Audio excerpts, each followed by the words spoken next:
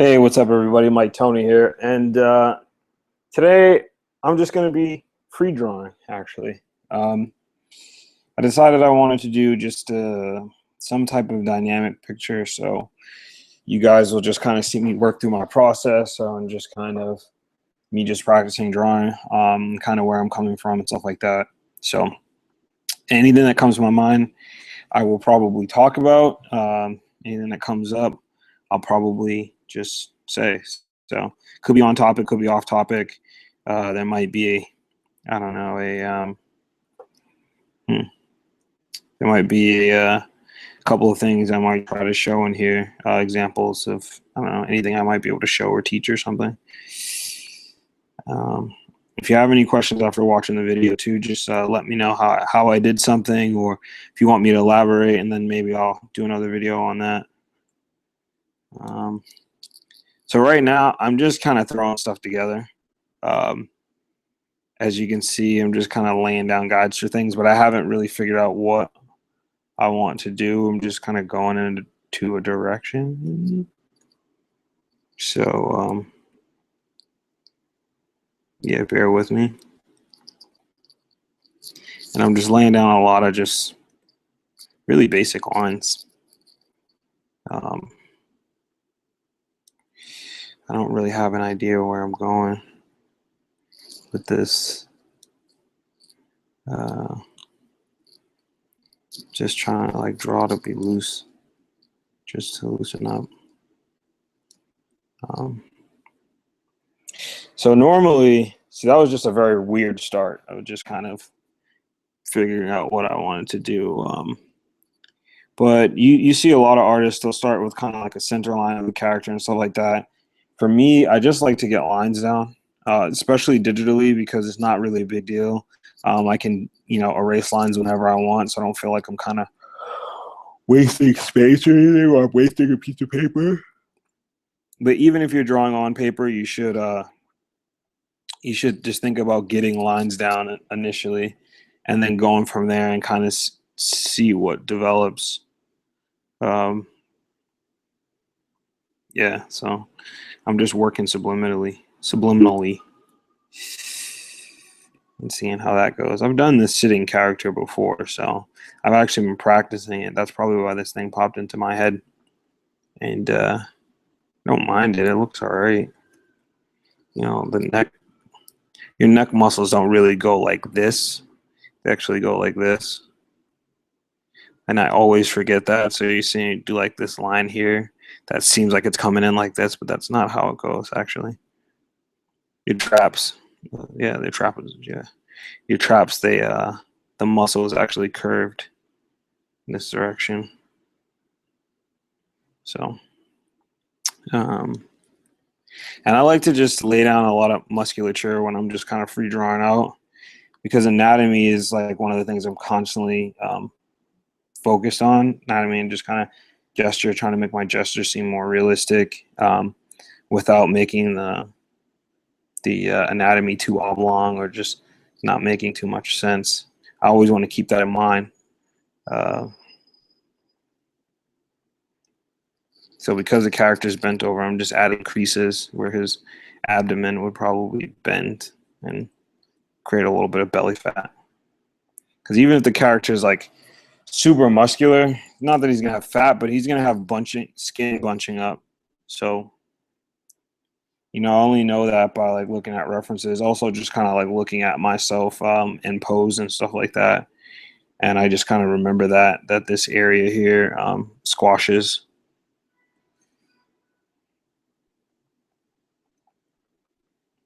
And this is cool. It's like coming out all right, but maybe I'll save it for something.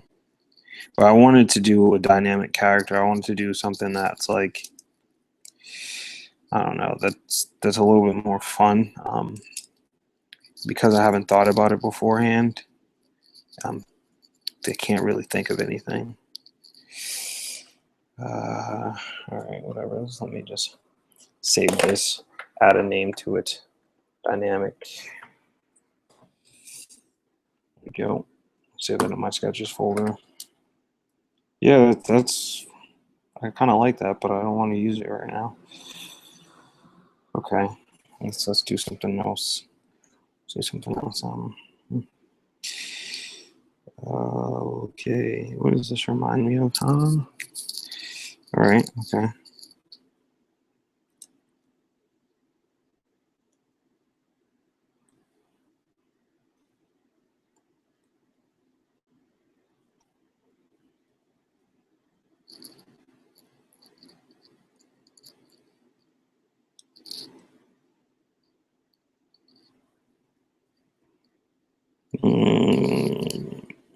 This seems like, let's see. Gonna have to make some adjustments at some point.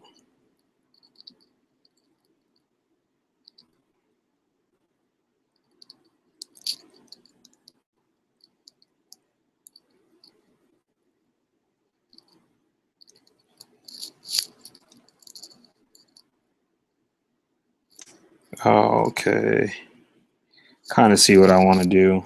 So I like I did a video before on dynamic poses, and when you see me just kind of like laying down lines very loosely, I feel like that to me is the best way to really start going about your dynamic pose, like thinking about the motion in which you want to portray, and just kind of moving lines in that general direction.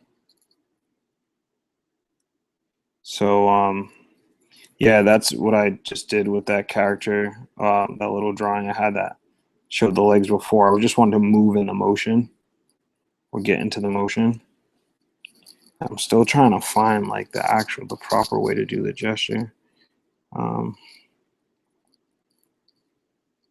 You're gonna see me toss out the bean real quick.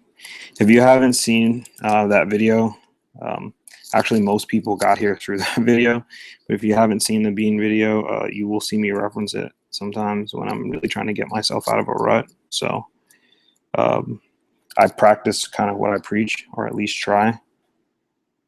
Yeah, let's see. Yeah, because I want a real, like, kind of.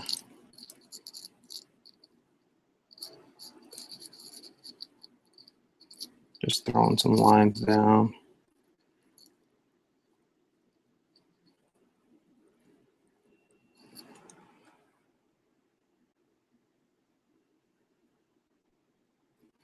All right, all right. Even though this isn't matching up exactly, I think I can get away with this. Starting here.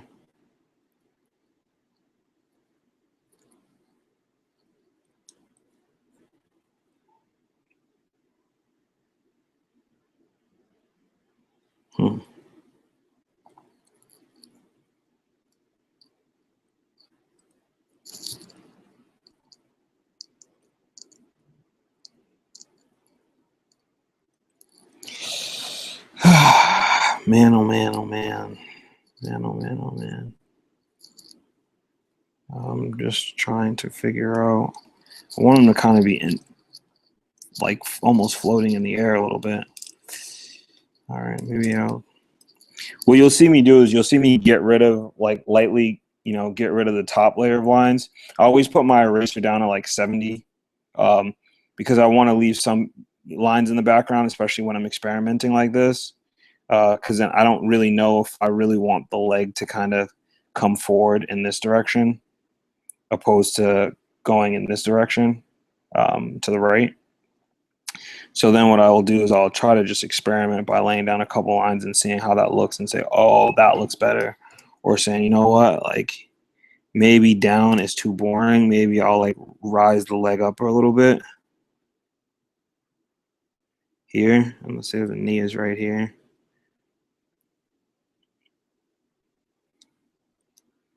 And just put out a foot. And I kind of like that more. The only issue is I feel like the leg is now facing too far right, and it should be more kind of a dead-on look. So I'm going to just kind of use this coil method to bring it back into the background. If you haven't heard of the coil method, I think Cycra does a really good version of it. If you want me to do one, I can too, to show you. I think that's pretty cool. And maybe I'll like drag this leg down. No, I still want it to kind of be out. Maybe the foot will be like this, even though he's kind of turning like this. Maybe the arm. We'll have to go back into space. As you can see, like I'm moving quickly and I'm just really changing the movement of this character constantly. This is just like my way of doing it. I know another way, or another way I suppose I've done it before too, and I do sometimes, is I will do like a smaller thumbnails of things. And sometimes that lets me like quickly get down an idea. Actually, let's put that arm back here and this arm up and out. And, you know, that's good too. And then you blow it up and then you draw from there. Just sometimes I just like to start big. And I think it helps with like my fluidity. It just helps with how I kind of just lay down just the pencil. And that's just my opinion. I kind of like this a little bit. And having his foot back here. And what I didn't do, or what I want to kind of do now, because I didn't know the direction the character was going to be in, is I want to kind of turn him a little bit. So, I mean, this is the great thing about digital, is like I can make certain things on the fly, and I can dynamically just kind of have him lean forward. And I like that a lot more because it looks like he's throwing his body weight to the right. And that makes a lot more sense. And what I'm going to do now is I'm just going to blow this thing up. Blow it up and try to take it a little bit more seriously.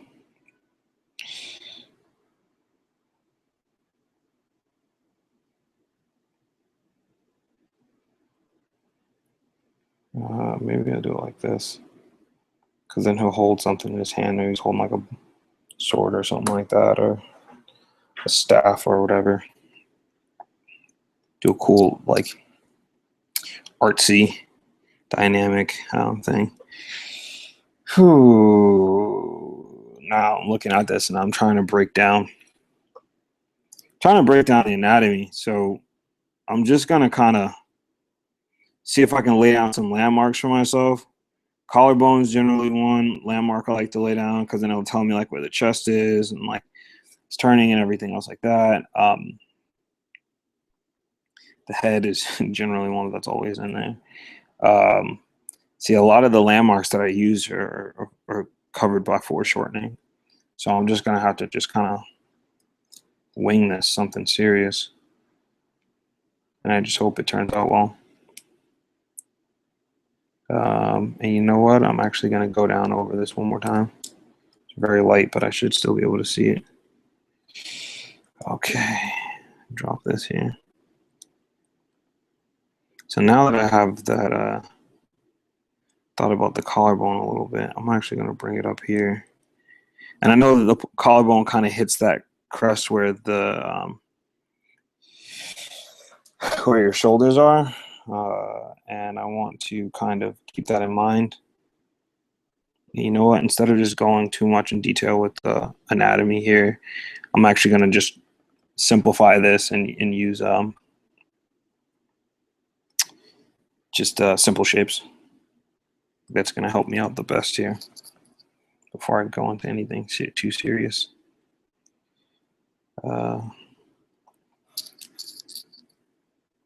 Thigh, and this muscle comes here.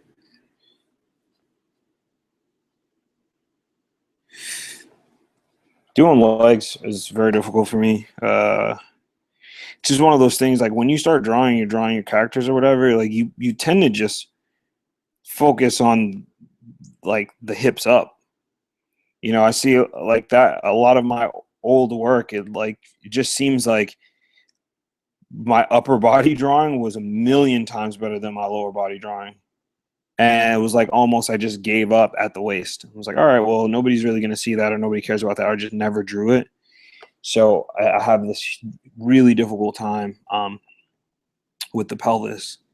And I've been trying to practice using some of the videos I watched via Proco. He's pretty good too, and some of it's like very technical, like very, very technical. So it's hard for me to see the application in it. Like it's things that you have to just be practicing on a regular basis in order to just even like grasp that. But yeah, I'm constantly looking into it. So sorry if I'm spending so much time making this look more like thighs and calves, and when the upper body is going to really just look like a wooden puppet. This is just doubling practice for me. All right, and the leg is gonna, I always make that shin bone like way too curved, and then because it's a little straight here, and then you're gonna get the curve more from the calf. It's getting pressed against the leg.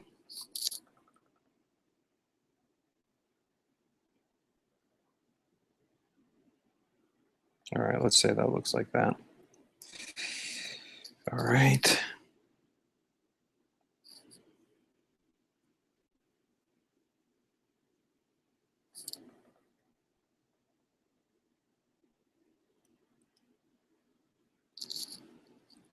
Let's hope my computer, knock on wood, doesn't shut off on me this time. I'm going to do a quick save. I'm sorry about that in the last video, guys. Should have an old computer. I think it's like 5 years old, MacBook, and it's still pretty awesome. It's just trying to tell me you're doing too much. You need to chill the f out. The body doesn't look right. I just see it automatically, and just something just doesn't. Something's just not right. Whether it's the back part here, where this back seems too bulged, and I'm moving too quickly, so I need to just pay more attention. If this is the middle of his body and he's kind of turned this way, I don't think we would kind of see that. So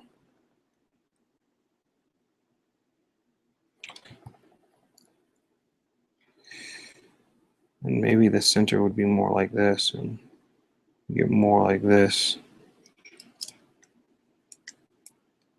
It's always good to like pull back from your art and then check it.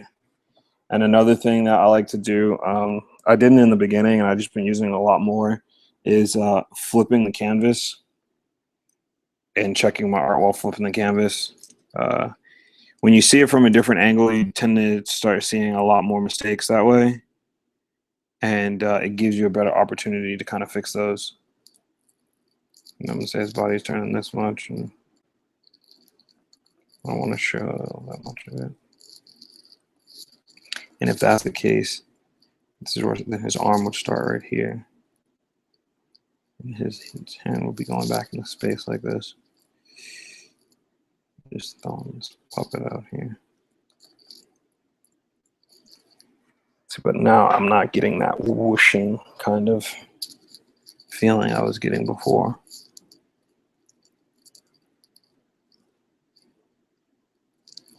And maybe that needs to be end like this. And do I move this shoulder forward? Will that make that more dynamic? Find out on the next Batman and Robin. I don't know. Just gonna try this real quick and actually show a little bit of his back. Like he's turning.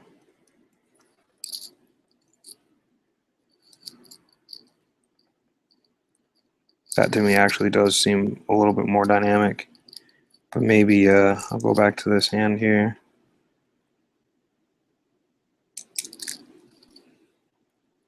Because now that's further back this way. Maybe I'll do something like this.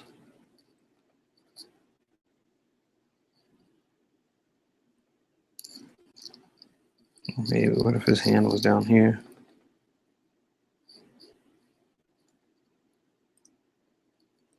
Kind of like that.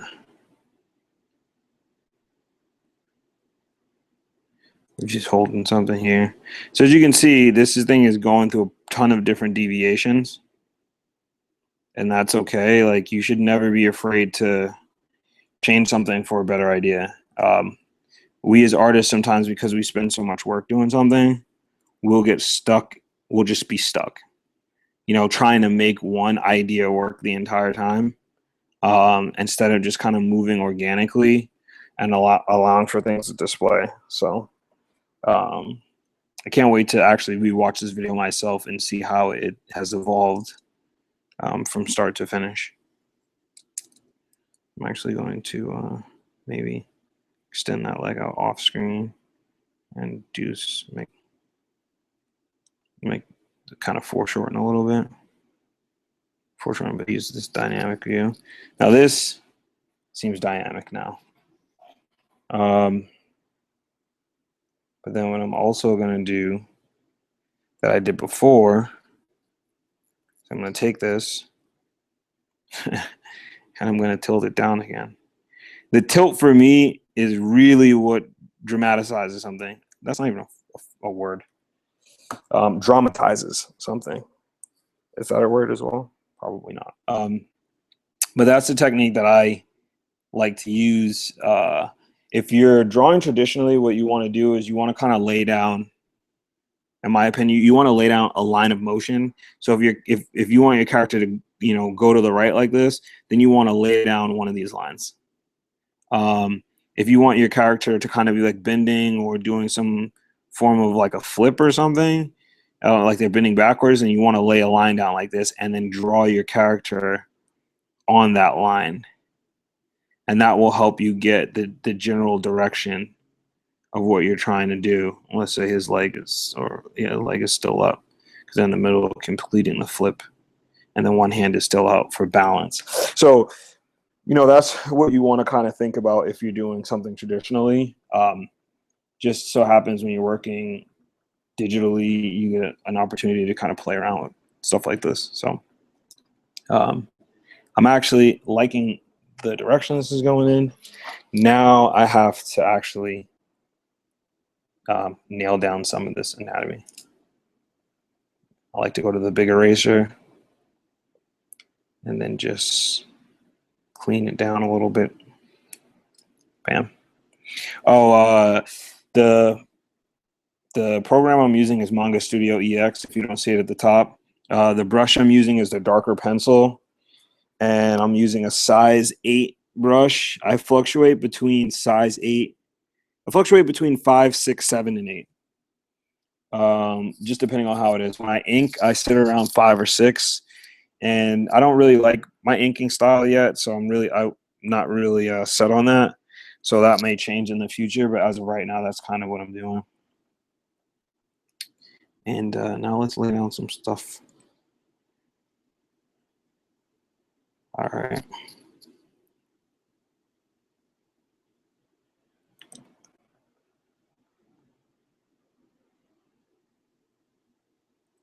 Like, it's funny, I'm laying down his chest and you probably will never see it. But the idea is that you get a better understanding of like the stress points of the clothes and stuff like that, depending on how tight the clothes are. I haven't figured out what this character is going to be wearing, or what they're actually going to be, how they're going to be, how tight the clothes are going to be, and so on and so forth. So I'm just kind of laying down the musculature a little bit to say, if it's tight, then it'll be this tight. If it's this, then it'll be this. Giving it some form of definition. Yeah. I'm actually going to drop down to the lighter brush.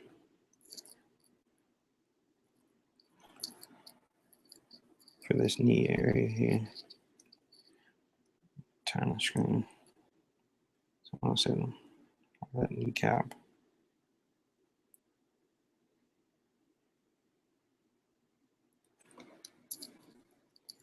That's going to be my calf,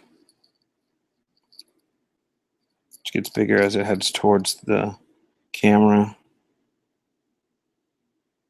Shin bone. Maybe an ankle. I mean, I don't want to. Yeah, that's.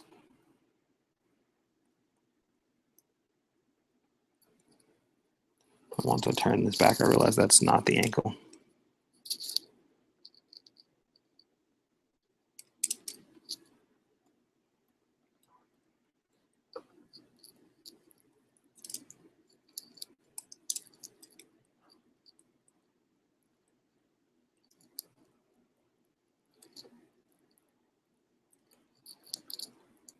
Hmm.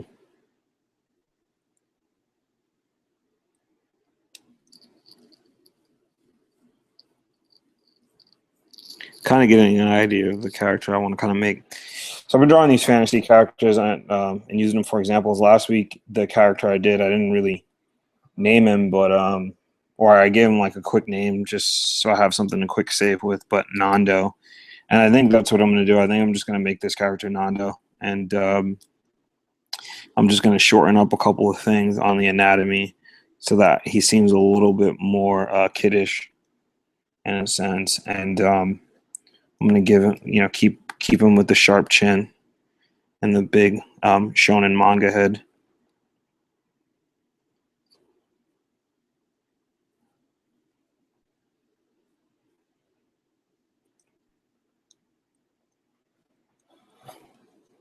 And yeah, let me pull some of this back a little bit. A lot of it, I should say.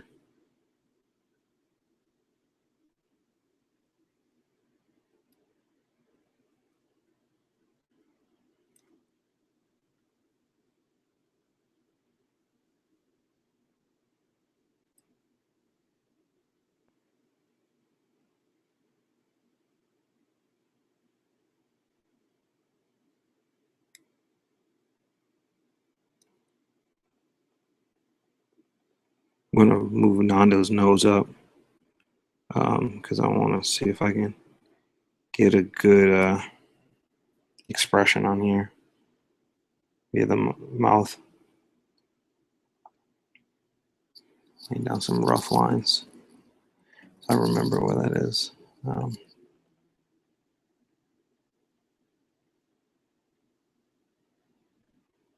How I had this before, I don't think is going to work with his wrist. That's another thing with like drawing from life is really going to help you is or drawing from your own posture is really going to help you because then you'll see what is and is not possible. And I'm turning myself sideways right now and I'm looking right now to see like how I can do his hands properly. And I'm not the best at it, but I'm practicing it. Okay, this should be, and that's more efficient. That's some more what it would look like. Because then it would be going in this direction. Back here.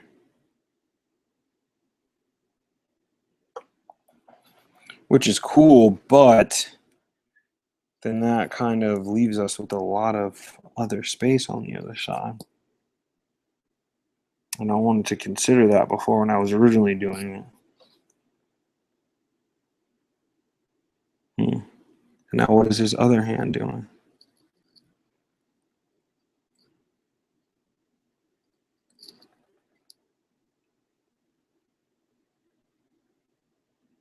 Is it just up there?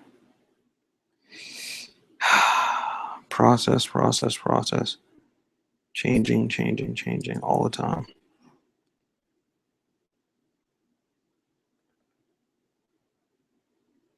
Maybe, no. I like his hand being over like this. Maybe I'll give him a little, you show a little bit of his bicep, you get a little bit of his forearm, a little bit of his hand here. I actually like that a lot. And maybe I'll choke him up a little bit on the actual sword.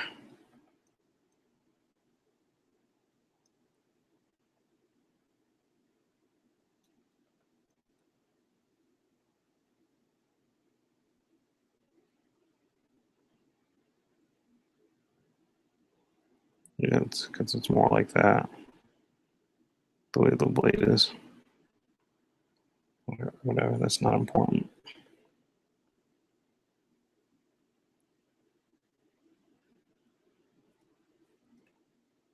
Crazy, I am being really messy right now.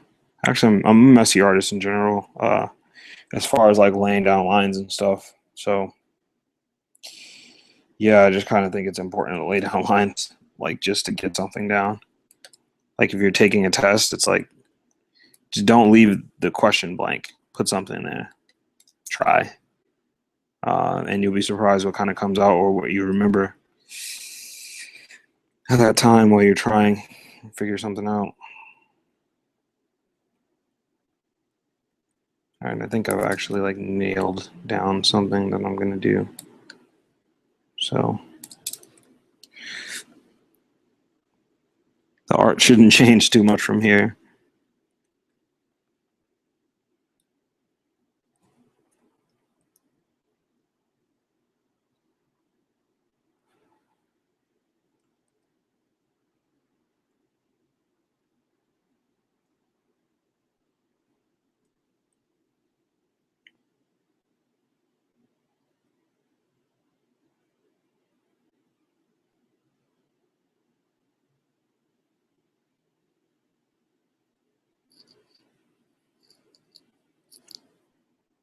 Just throwing some fingers on there.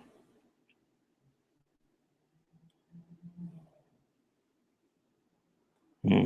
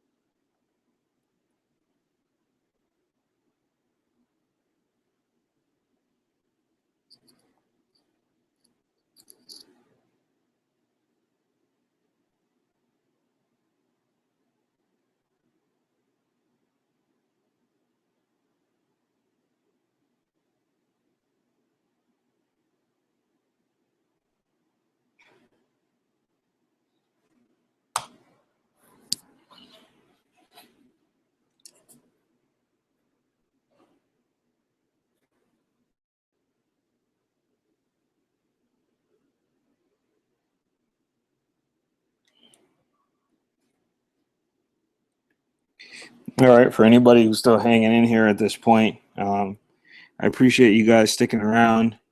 Don't forget to like, share, and subscribe the video if you like it. I'm just going to continue on here. I think I might throw a new Java track line here while you guys are watching and stuff like that, and so that way it doesn't sound so dead in the background, like there's not much going on. I normally draw to, I don't know, shows. I used to draw to music, but now I feel like I get a little bit more inspired when I'm drawing to some of my favorite animes, or I generally will watch an anime that I've already seen too, so that way I don't have to pay a crazy amount of attention to it, and it doesn't burn up like too much time. So, yeah.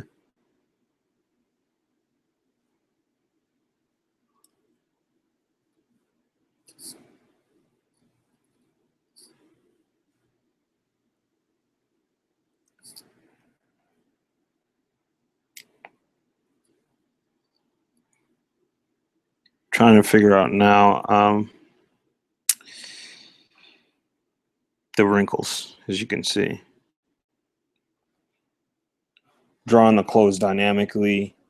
You have to think about the scrunch and stretch points, where things going to be bunched up in the fabric and where things going to be stretched out in the fabric.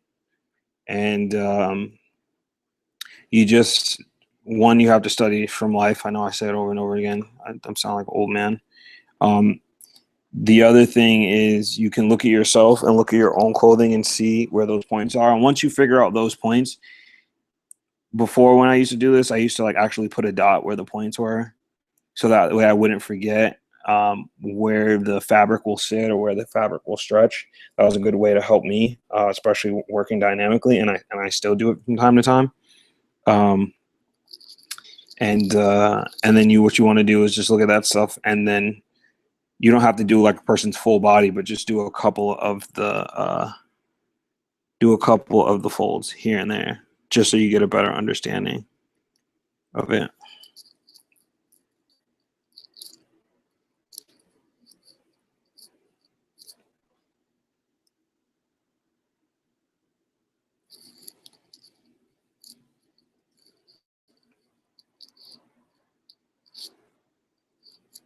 You know, we know Nando had those like leather boots on that had the flap that went over it.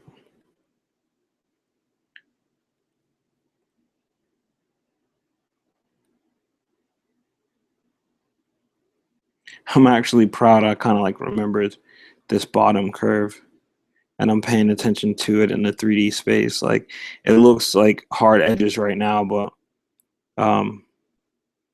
once I really get it down, then I'll make it smoother and look a lot more natural. But sometimes it's good to just block out the edges of things, so that way you yourself get a feel of the 3D figure. Even though it looks like really 16-bit right now or whatever, very blocky. Eventually I will smooth that out, but I'll keep that in mind while I'm working on it. Wrinkles in perspective are always very difficult for me, and just remembering, like, because I can't now look at an example of this, especially if I'm drawing from the top of my mind, and I can't now look at the bottom of my leg by tucking my jeans into a boot or something like that.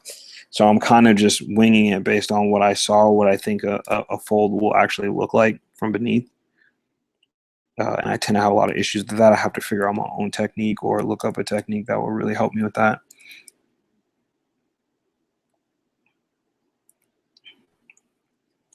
Or find an example of someone that is foreshortening from the bottom and see if I can apply that to some of my artwork.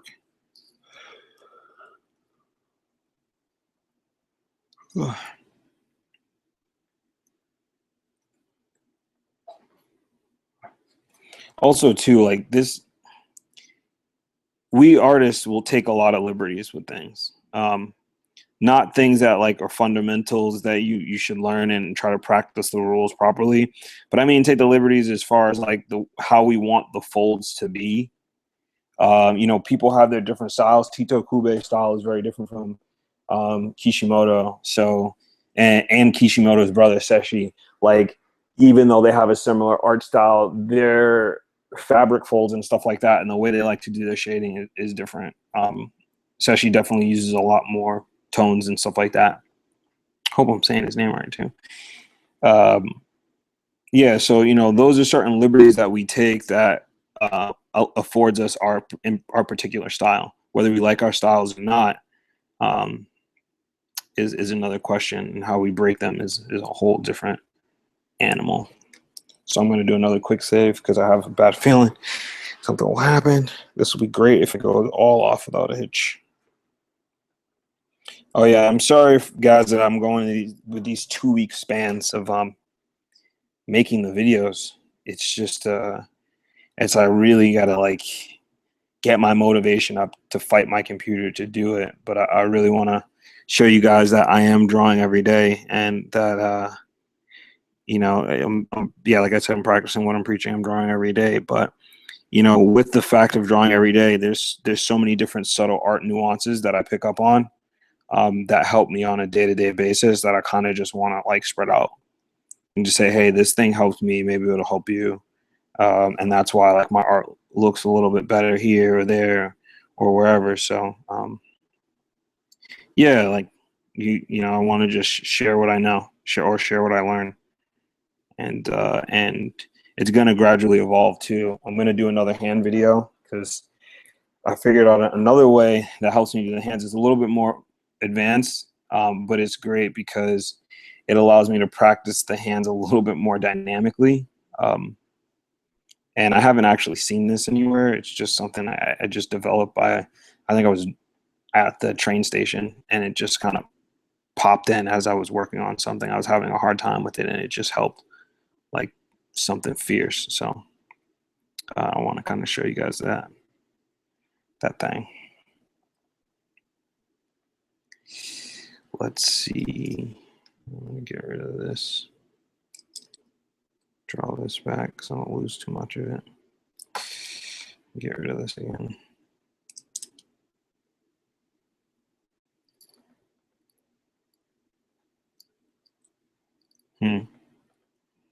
All right, I'm gonna start with that huge turtleneck thing that I drew in the last video. Kind of looks as big as it did in the other video.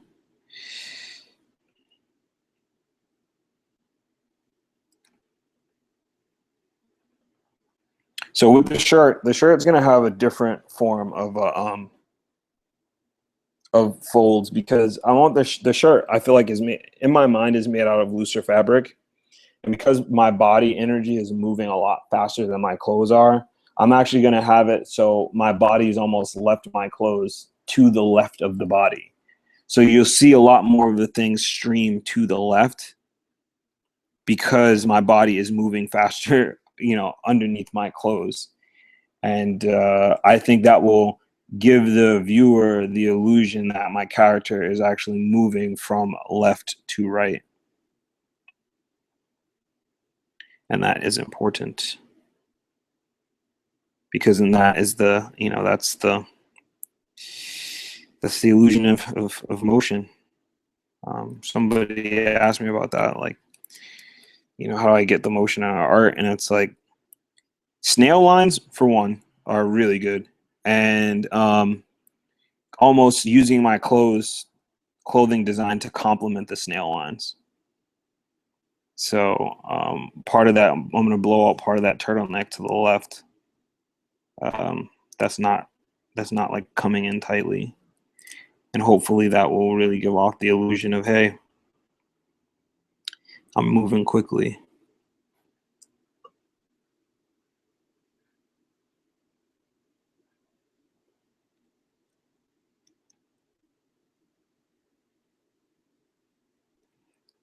All right.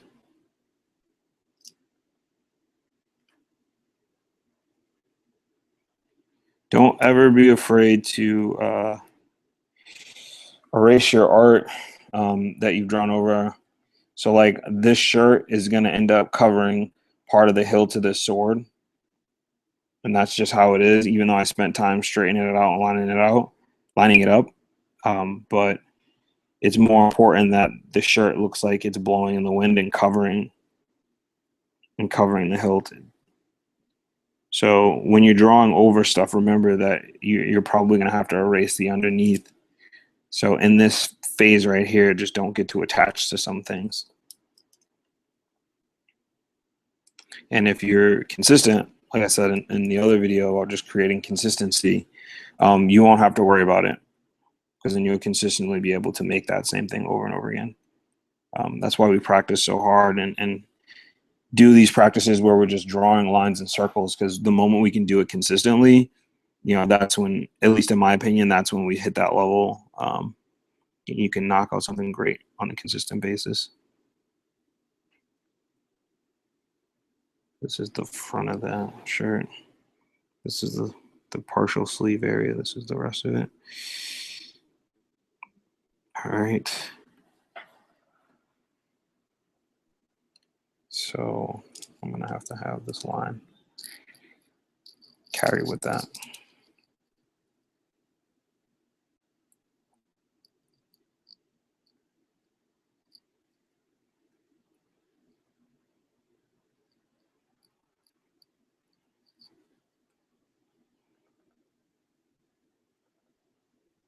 And I'm actually going to just almost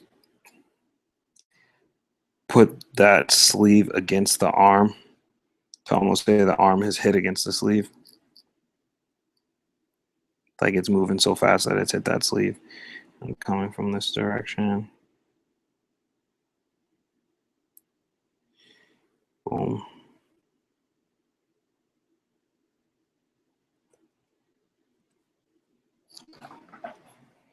I'm actually very excited about this piece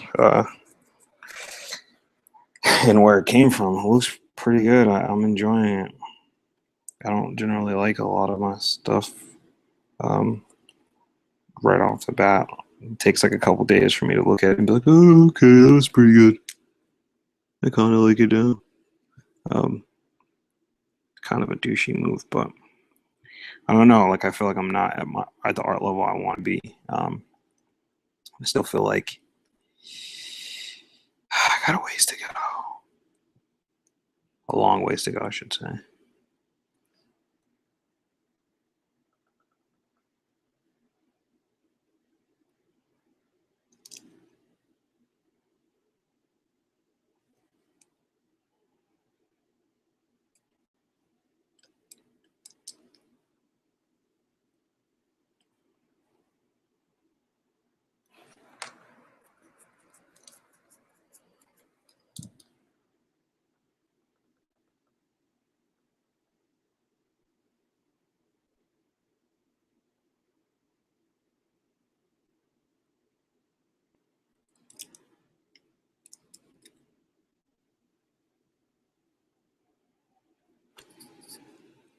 There we go.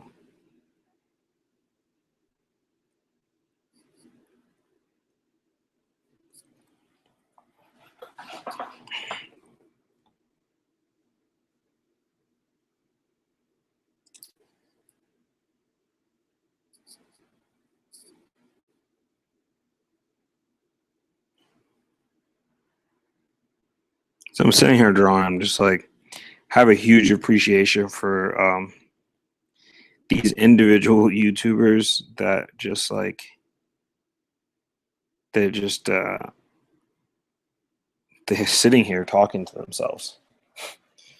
Like I'm sitting here and I'm talking to myself. It's such a crazy concept. To think about in any other realm, you'd be flipping crazy.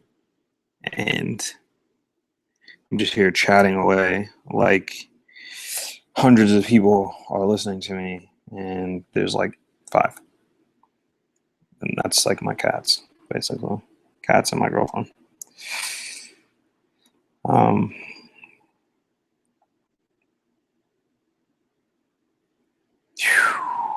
Man, I know I got some anatomy issues going on, but I'm digging it. Some more like that. The skin compress on his arm a little bit more.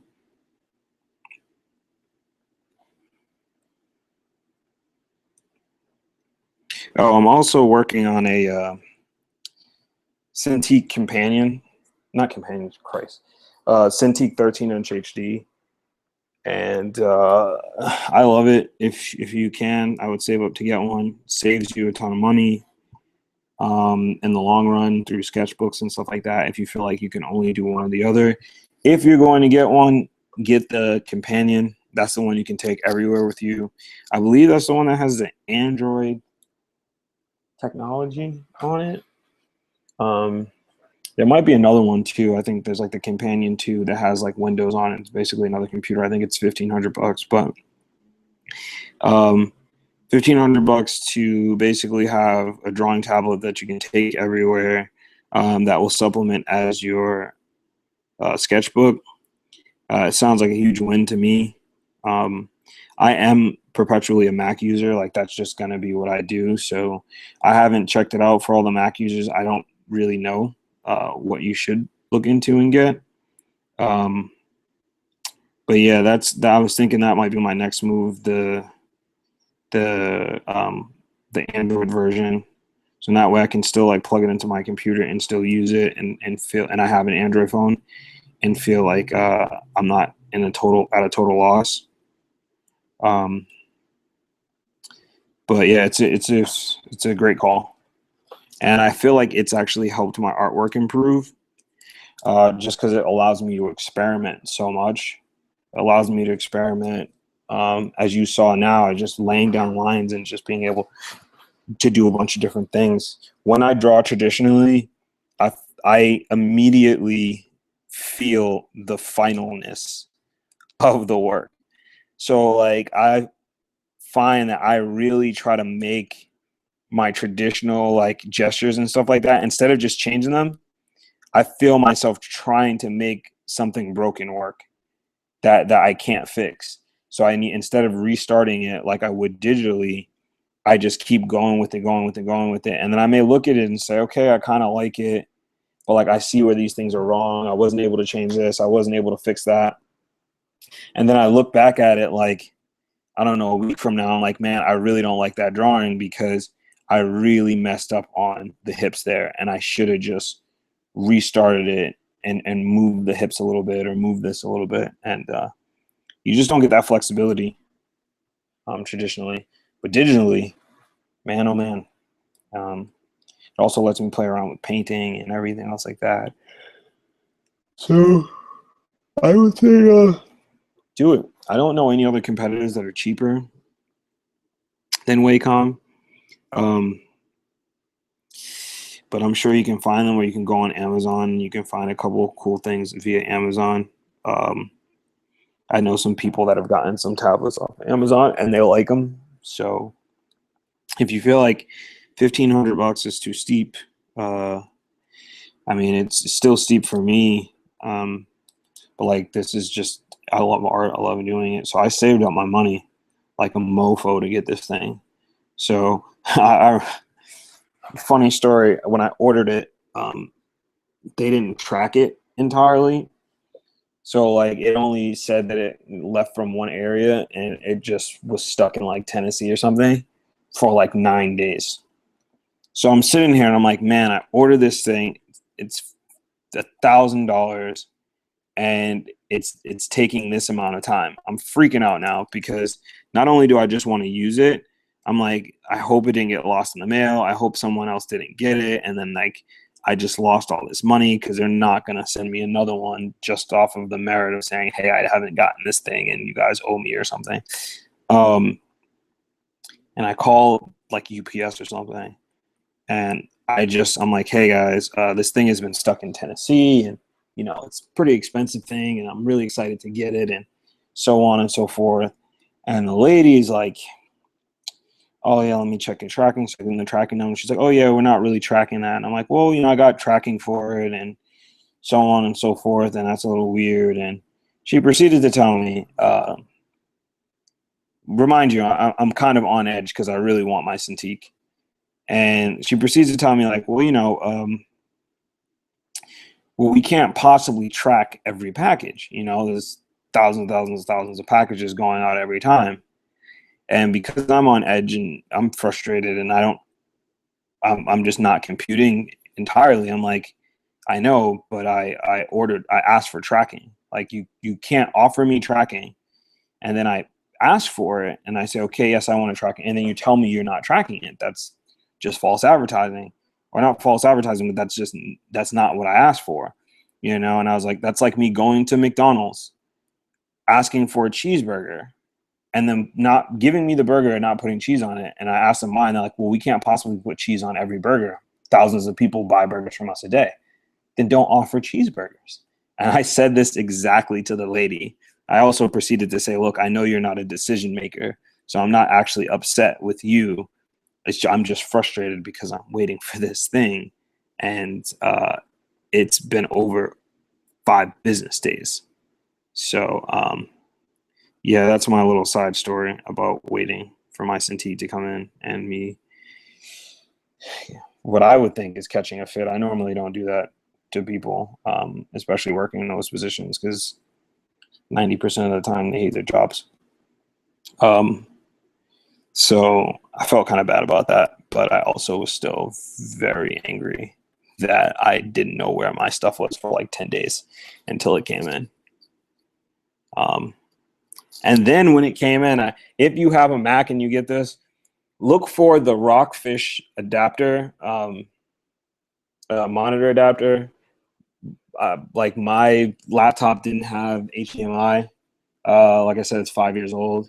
And I got this Cintiq and I couldn't plug it in and use it because I didn't have the right piece. So I was just kind of like, oh my goodness. I can't explain to you the level of frustration I was feeling when that happened. Because then I had to wait another day to actually use the machine. Because then I had to go to Best Buy and find this thing, which I almost didn't find. I found by the grace of Grayskull, and I was able to get this thing.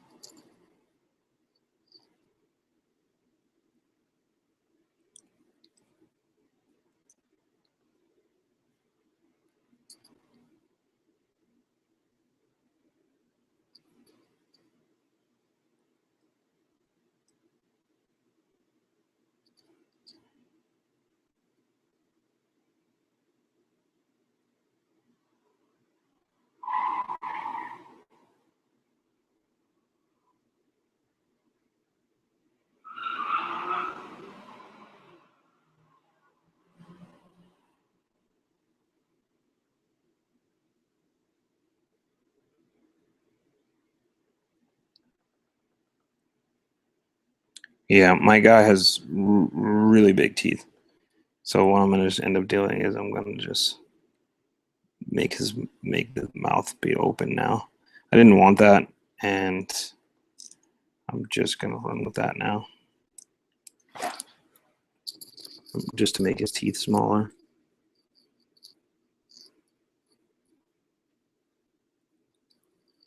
That's another thing that I'm terrible at, and I haven't practiced much. Is I haven't practiced like an open mouth kind of yelling thing a lot. If you follow me on Instagram, you'll see I have done some examples of it, but like I don't do it very often. My rule is like if I'm practicing something, I try to do it 20 times. Sounds obsessive, but it really nails down the point. I think when I was doing like when I was still working on male anatomy a lot, just solely that, and I was doing like proportions. When I first learned it, who's the first video? I think the first video I watched was like might have been Psycho, like Mark Curley or something. And I laid down 5 lines on that piece of paper, and I did it 5 times. And even though the 5 times weren't that great, every time I felt like I was getting a little bit better. And then I went, and because I knew I was doing this, I flipped it open. I looked on the back of the page. I used the back of the page because I knew I was just going to kind of just be burning through this. And I laid down another 5 lines, and I did the proportions over and over again until I did it about 20 times, just like straight. And in each of those times, I was like trying to figure out other subtle nuances and stuff like that that was going to help me figure things out, or whatever it is. And each time it was like focusing on something different, like what do I need to do in this one, what should I try in this one, what should I try with this, what should I try with that. And I feel like that really nailed that down for me. So without even thinking about it now, or without even thinking about it like later when I first started practicing it, I knew where the chest line was, I knew where the chin was, I knew where a lot of these different pieces were immediately, and it got committed to memory pretty quickly. It sucks because it sounds like homework, but essentially it's kind of what it is. You're creating assignments for yourself, and you're nailing this information down into your head um, as efficiently as possible. And I think that's really what has contributed to me being able to grow in the past 2 years. I designated 2 things for myself in the past 2 years. I've been like drawing intensely. Uh, One is to draw every day for at least 5 minutes. I'm lucky enough to do that because my train ride into work is about 30 minutes. And I draw every single day while I'm on the train without fail, rain, snow, blazing hot, heat, cold. If I'm waiting on the platform, I draw. And then if it's too packed on the train, I can't draw, then I can draw on the platform. And then if there's not a lot of people on the train, then I tend to draw on the train as well. And that really helps me do that. And then another thing that I set out to do for within these 2 years, like while I was drawing, is to make sure I'm trying to practice appropriately and efficiently. And I look at my art like from 2 years ago when I decided to draw every day for at least 5 minutes, and then to practice properly. So make sure like when I'm practicing and stuff like that, I'm very conscious of a lot of things. Like, though I said, like I just said to you guys earlier, to move loosely and everything else like that. I keep those things in mind, but I'm also constantly checking my work to a degree. Like even with the sleeves, like I was just checking my arms earlier and saying, okay, like how this sleeve's supposed to work and everything else. Did I nail it? Right now with my skill level, my eyes, I don't know if I did or not. But at least I'm checking so that to know that it's getting, that I'm not doing too many things that are too atrocious, at least when it comes to that. So, yeah.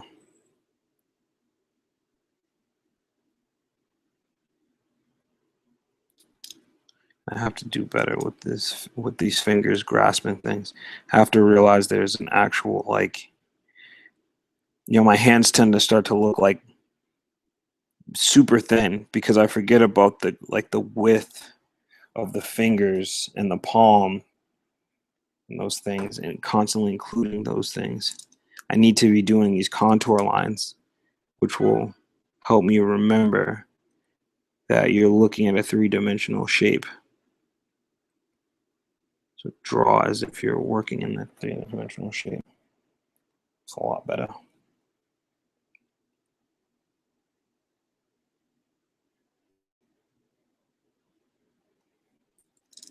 Okay, let's get rid of a lot of these lines here. And you know what? Let's just get rid of these eyes, because this I'll draw over these.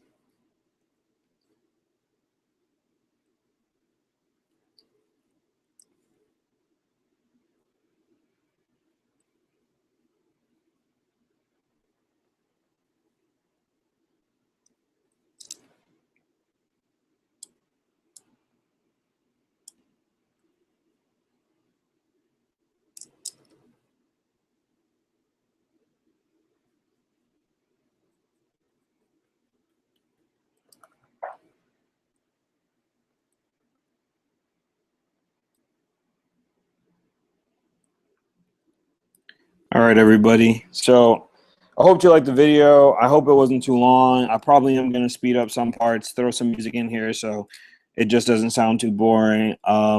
If you did like the video and you stuck out to the very end, I appreciate it. And don't forget to like, share, or subscribe. Thank you, guys.